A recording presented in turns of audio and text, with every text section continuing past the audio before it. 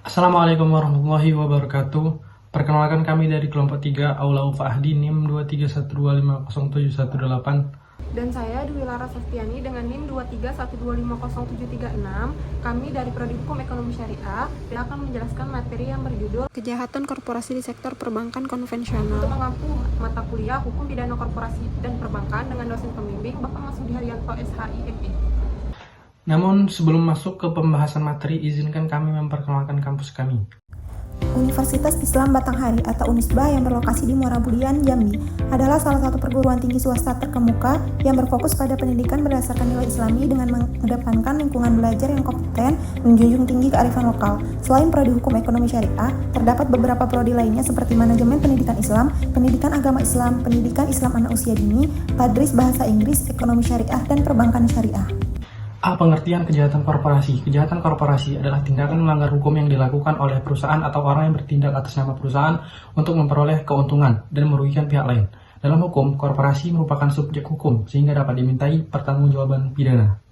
Kejahatan korporasi di sektor perbankan konvensional. Di sektor perbankan, kejahatan korporasi dilakukan oleh bank atau pihak internal seperti direksi dan pegawai dengan menyalahgunakan jabatan, wewenang, atau sistem perbankan. Kejahatan ini biasanya dilakukan secara terselubung melalui aktivitas yang tampak legal, sehingga sulit dideteksi. Dampaknya tidak hanya merugikan nasabah, tetapi juga menurunkan kepercayaan masyarakat terhadap sistem perbankan dan bentuk-bentuk kejahatan korporasi di perbankan konvensional. 1. Manipulasi laporan keuangan atau memalsukan, mengubah laporan keuangan agar kondisi bank terlihat sehat dan menguntungkan. 2. Penyalahgunaan pemberian kredit, memberikan kredit tanpa mengikuti prosedur, misalnya karena hubungan pribadi atau tanpa analisis kelayakan. 3. Penggelapan dana nasabah, mengambil atau menggunakan dana nasabah secara ilegal melalui pemindahan dana, pemalsuan, atau manipulasi transaksi. 4. Pelanggaran prinsip kehati-hatian atau prudential banking principle, mengabaikan prinsip kehati-hatian seperti memberikan kredit berisiko tinggi tanpa analisis yang memadai. 5. Pencucian uang atau money laundering, menggunakan bank untuk menyamarkan uang hasil kejahatan agar terlihat berasal dari sumber yang sah.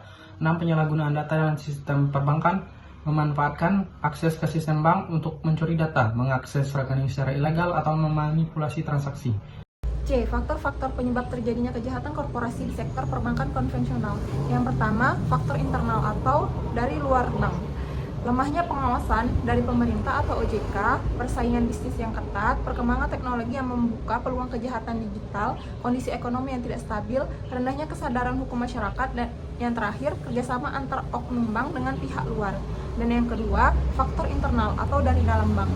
Yang pertama, lemahnya sistem pengawasan dan audit internal, lalu penyalahgunaan wewenang oleh pegawai atau pemimpin, rendahnya integritas dan etika kerja, tekanan untuk mencapai target keuntungan atau penyaluran kredit, budaya organisasi yang tidak sehat seperti menutupi pelanggaran, dan yang terakhir kurangnya kompetensi dan profesionalisme antar pegawai. D. Upaya pencegahan dan penegakan hukum kejahatan korporasi di sektor perbankan konvensional. Yang pertama, upaya pencegahan atau preventif dengan menerapkan prinsip kehati-hatian, prinsip mengenal nasabah, memperkuat pengawasan internal dan audit, mencegah pencucian uang sesuai dengan undang-undang yang mengatur tindak pidana pencucian uang, dan yang terakhir, memberikan perlindungan kepada nasabah sesuai Undang-Undang Perlindungan Konsumen.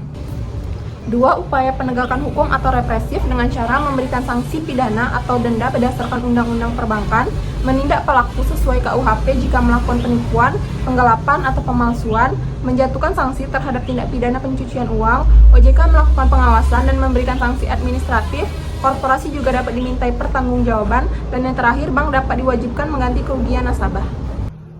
Kejahatan korporasi di sektor perbankan adalah tindakan melanggar hukum yang dilakukan oleh bank atau oknum di dalamnya untuk memperoleh keuntungan. Kejahatan ini umumnya dilakukan secara terorganisir, sulit dideteksi, dan dapat merugikan nasabah, serta mengganggu stabilitas ekonomi.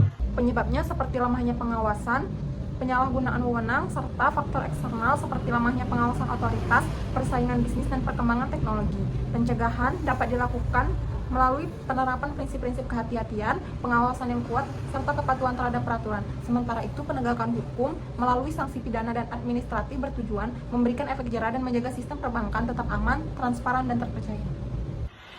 Mari bersama-sama mendukung terciptanya sistem perbankan yang aman, transparan, dan terpercaya. Terima kasih sudah menyimak video kami. Semoga penjelasan mengenai kejahatan korporasi di sektor perbankan konvensional dapat menambah pemahaman kita tentang pentingnya integritas, pengawasan, dan penegakan hukum dalam dunia perbankan.